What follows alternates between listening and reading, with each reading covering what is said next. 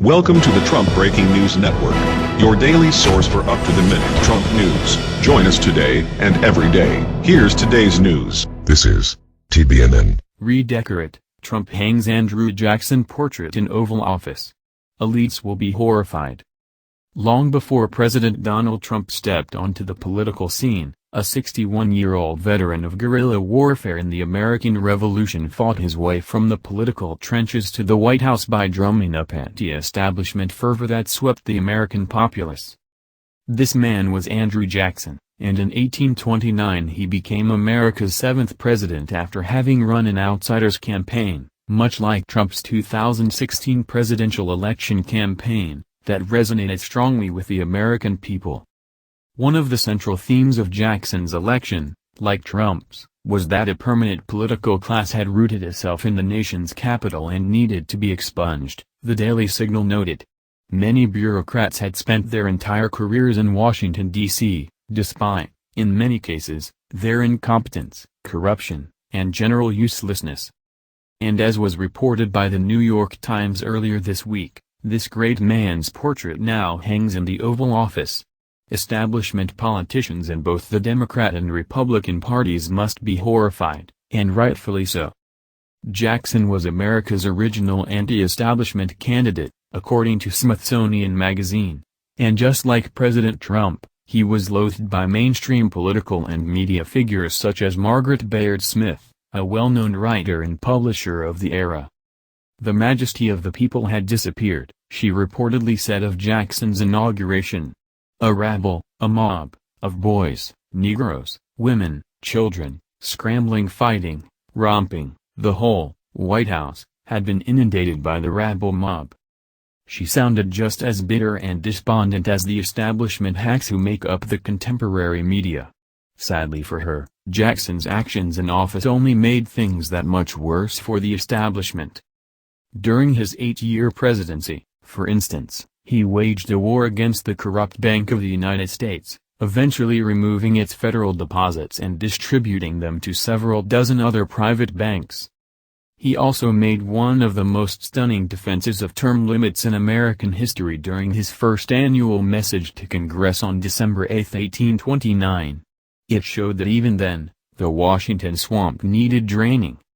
There are, perhaps, few men who can for any great length of time enjoy office and power without being more or less under the influence of feelings unfavorable to the faithful discharge of their public duties. Their integrity may be proof against improper considerations immediately addressed to themselves, but they are apt to acquire a habit of looking with indifference upon the public interests and of tolerating conduct from which an unpracticed man would revolt. Office is considered as a species of property, and government rather as a means of promoting individual interests than as an instrument created solely for the service of the people.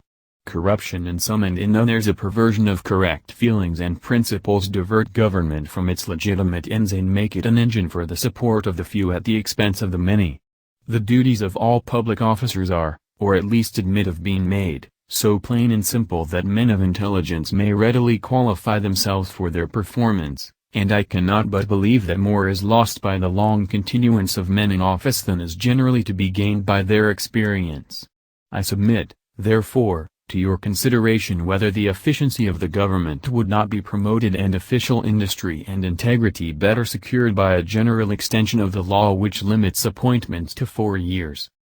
In a country where offices are created solely for the benefit of the people, no one man has any more intrinsic right to official station than another.